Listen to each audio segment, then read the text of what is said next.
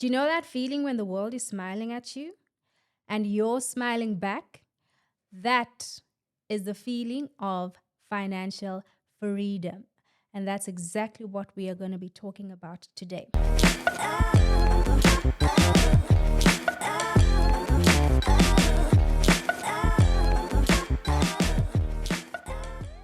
Hey guys, hope you guys are doing well. If you are new here, I want to say welcome. If you are a subscriber, if you clicked the subscribe button, listen, you are literally the day one. You are literally the first fruit Yale channel. And I truly appreciate it. I appreciate everyone who clicked play on this video. I appreciate everyone who dropped a comment. I appreciate everyone who sent me a personal message saying congratulations, giving me some tips. I truly appreciate it. Please do hit the subscribe button. I know some of you have watched the video, but you maybe forgot to subscribe. You maybe were like, I'll do it later. Please remember to do so. I think when we reflect back and we watch my first video and you were like, I was there from the beginning, you're going to feel some type of way. And I love you for that. Jeez, igama lam ngu Nande. Wow. I'm sure you're like, who's this? Igama lam ngu Nande. I go by Nans_J on my Instagram, Nande Joka on my LinkedIn. And I'm just here to share all things personal development, all things personal finances, all things career development, because I want to grow with people. I literally want to share my life experiences that I believe will help someone else grow. And this channel, please, I'm not giving you any advice. If you are wanting advice around your finances, speak to a financial planner or a financial advisor who is registered with the FSCA. I'm just sharing my personal experiences, and I hope that you are going to learn a thing or two from that. All right. Without any further ado, so personal finances are literally one thing in our lives that tie into every facet of our being. I'm talking your relationships.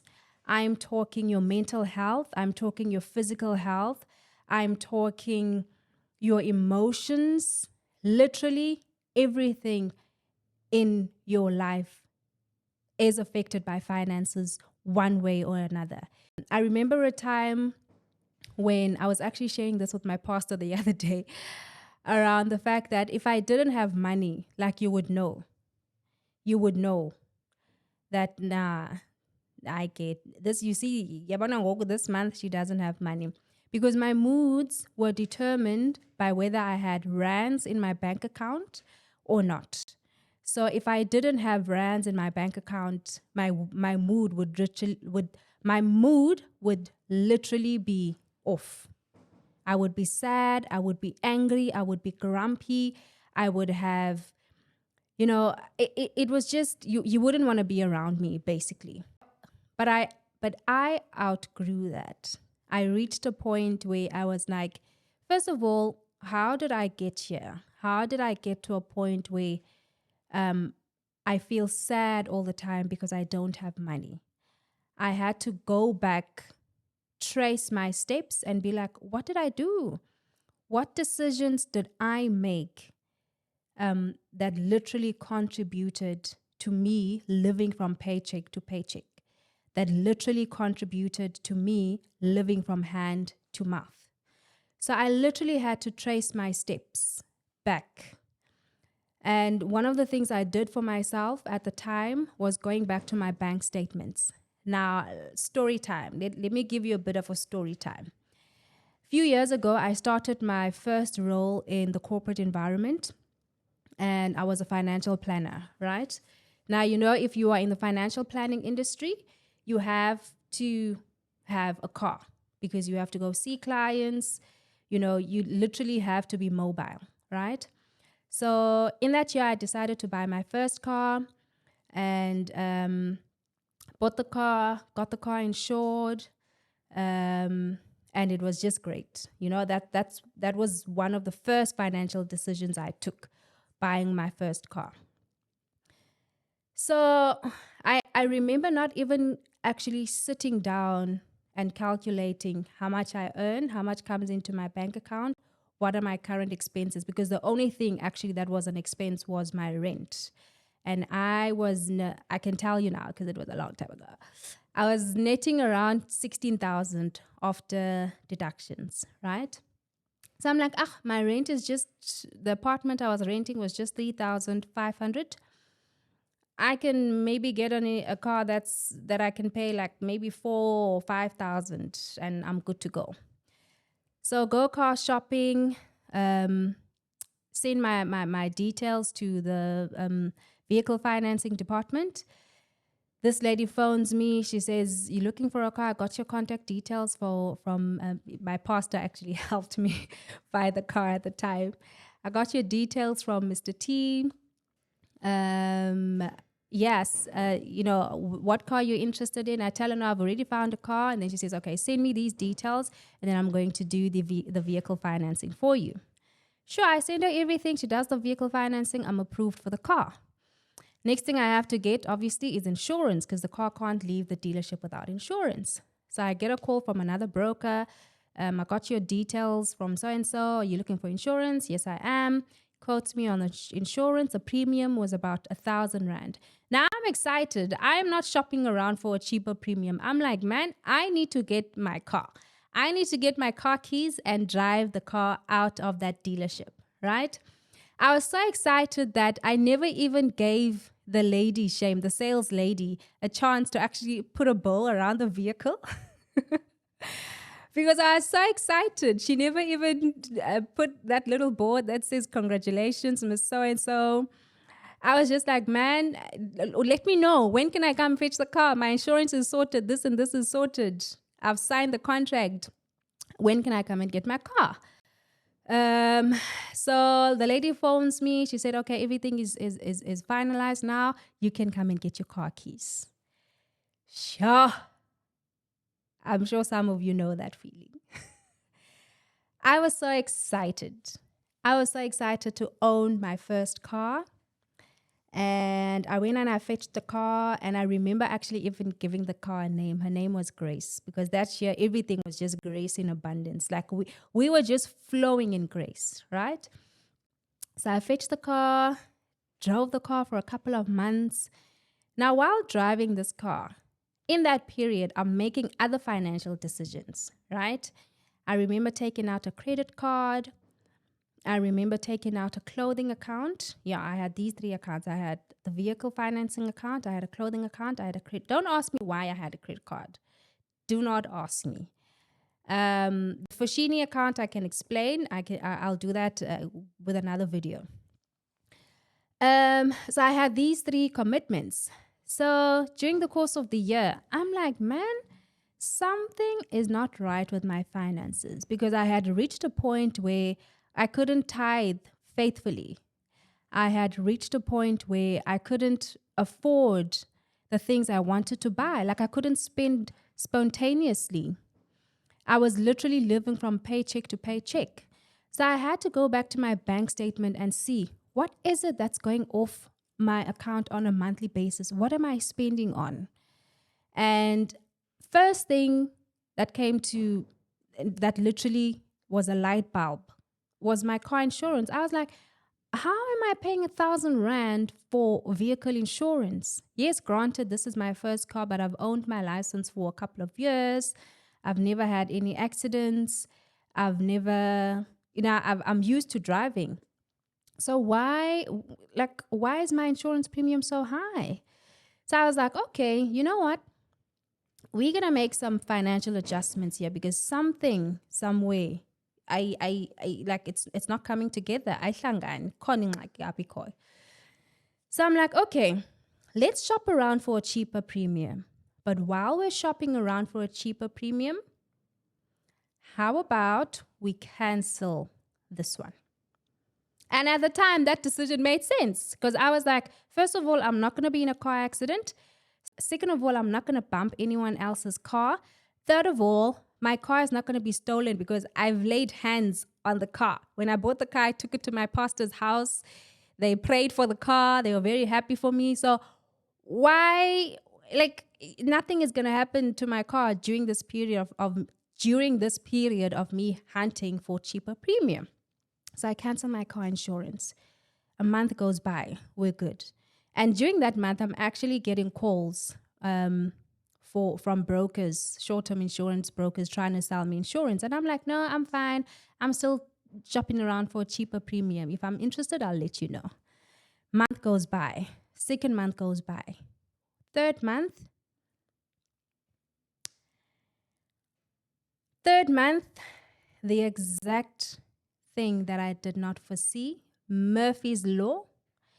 Murphy's Law literally bit me every way it could. Murphy's Law was like, yeah, I'm here. Murphy's Law was like, sure. Hey, like, I can't believe it. Sometimes I think about this and I replay, you know, what happened during that year, and I can't believe it. So yeah, so I had an accident, and that was it.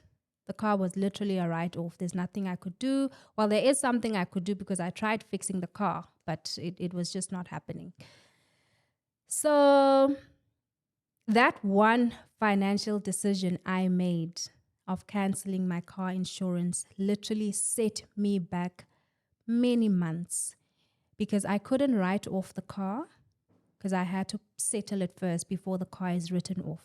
So while I can't write the car off, I still need to pay the 3,000, I think it was about 4,000 roundabout. I still have to pay 4,000 rand on a monthly basis. Now that is one feeling I do not wish on my worst enemy, if I do have enemies. That feeling of paying for imoto ongenayo. If you know that feeling, if you've ever been through that, you know exactly what I'm talking about. And if you've never, I don't wish it upon you at any point in your life. It's the worst feeling ever. Every time that debit order goes off, you are reminded of the fact that you don't have this car. Debit order goes off, you're reminded of the fact that you don't have this car. So how am I getting around during that year? I remember friends of mine, Ulanga Unam, they lived close to where I lived. And I would actually catch a lift with them to work, to and from work. Sometimes I would catch an Uber. Sometimes I would catch a lift with a colleague at work. It was just tough. It was rough. And if there's one thing I wish I had done prior to even buying a car, prior to even renting an apartment, prior to even making any financial decision, I wish I had sat down with myself and asked myself, what does financial freedom mean for you? In a year's time, where do you see yourself? What are your financial priorities right now? Those are the questions I wish I had asked myself before, being very hasty in terms of making certain financial decisions. Because being misinformed, not having enough information is literally one thing that's going to determine whether you're making the right financial decisions or the wrong financial decisions. So I wish I literally sat down with myself and asked myself these questions, And a few years down the line, I continued paying that car for quite some time. Because I settled the car last year only, towards the end of last year. And I remember the feeling of settling the car. It was around my birthday, and my husband actually wanted for us to take a trip for my birthday, go on a holiday destination. And I said, that's not a priority for me right now. Right now, for me, priority is being debt-free. Priority is having that feeling of financial freedom. So I had to ask myself, what does financial freedom mean for me right now in my life and where I am right now? I'm a mother. I have a lot of financial responsibility. So right now it means not having any unsecured debt. If I do feel like buying myself something, I'm able to buy it without asking, you know, without having to calculate on my mind and rob Peter to pay Paul. That's financial freedom for me. Am I there? No. But am I working towards that? Yes. Right? So you got to ask yourself, what does financial freedom mean for you? I know that on this channel, a few of my subscribers just got married. A few are getting married soon. You are transitioning to a point in your life where it's no longer just you. It's now you and your spouse, right? So you got to sit down with your spouse and ask each other, what does financial freedom mean for us? Where do we see ourselves financially in the next 2 years, in the next 3 years, in the next 4 years?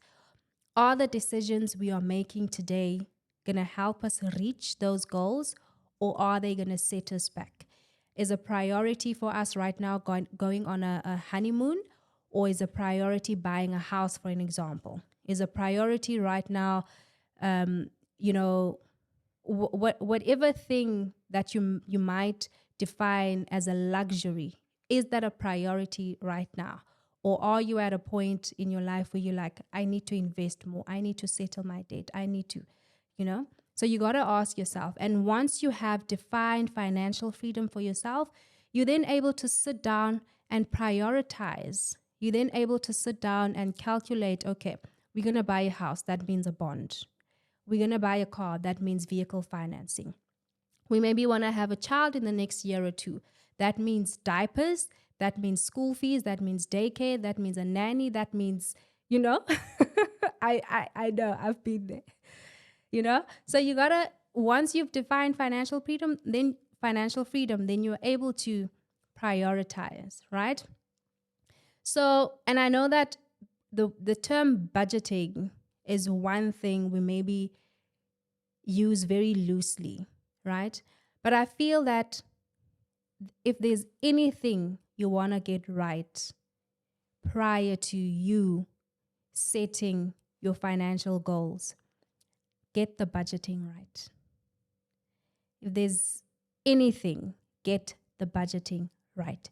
Because once you have a picture of what comes into your bank account, what leaves your bank account, how much am I left with once everything has been deducted? Then you have a picture of, okay, am I close to reaching my financial goals? What adjustments do I then have to make in order for me to reach those financial goals? God has great plans for us. That's one thing I know. He says, the word says in Jeremiah 29:11, I know the plans I have for you, and those plans are to prosper you, right? Yes, that's the word, and it's true.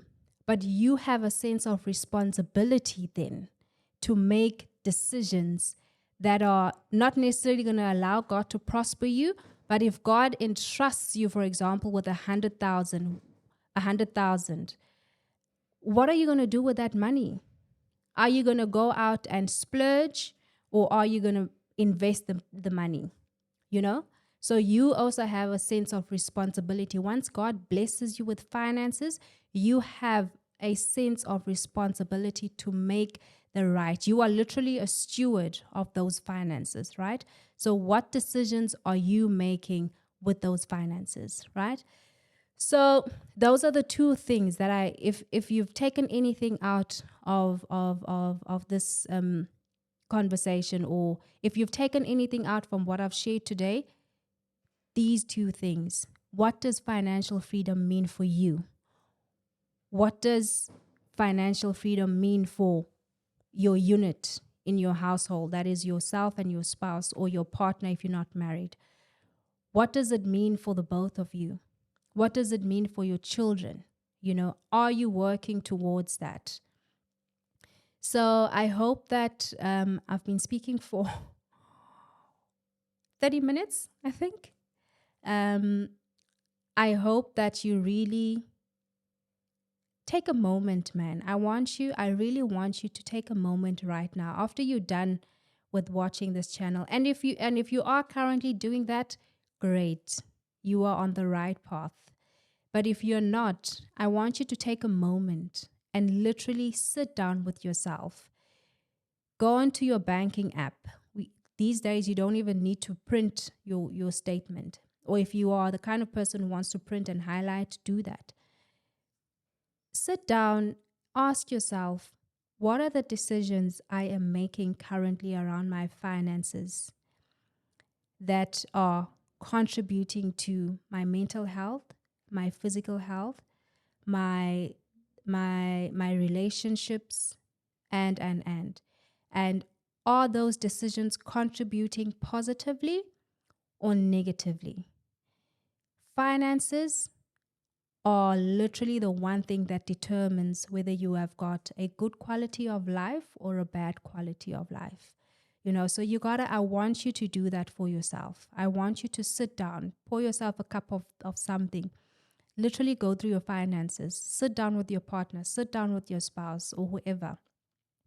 Look at your finances together and